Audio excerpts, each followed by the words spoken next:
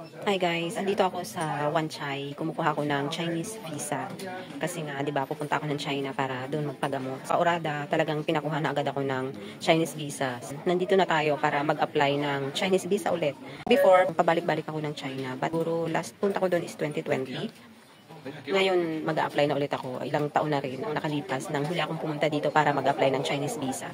So hopefully, wala tayong maging problema at dire-diretso ang ating process. Hindi kasi agad nare-relation, siguro after 2 days pa. Dalawa na lang at tatawagin na.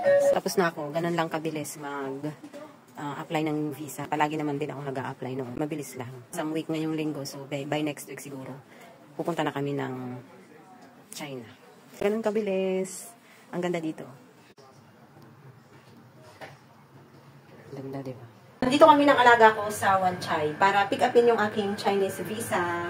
Galing kami sa school at grabe.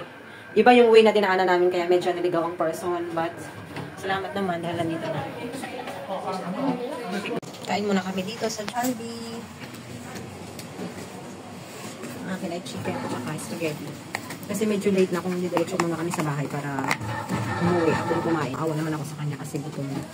Kakain muna kami.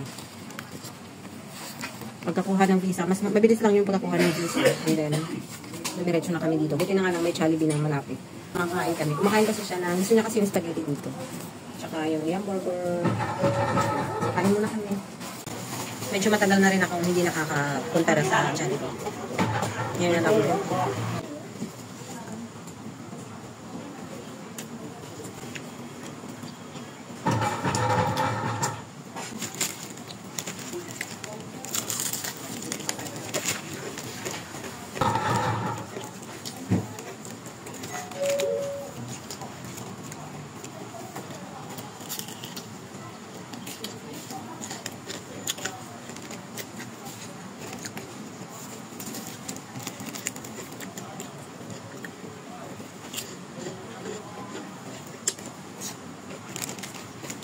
Yes, also. Downstairs.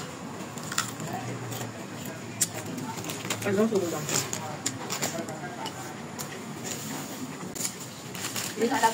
Ha? Galing kaming school ay kumuha ko ng Chinese visa. Kaya pinakain. Kumuha ka din? Palagi ka doon? Pangalawa na. Pwede pinakain ng ano? Kumakain ka.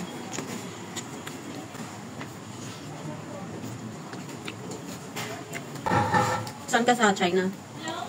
Kung first pupunta ko sa Guangzhou yun, hindi ko pa na-check. Bahay ng amo. Hindi. Ay, gano'n? Balik sa hotel.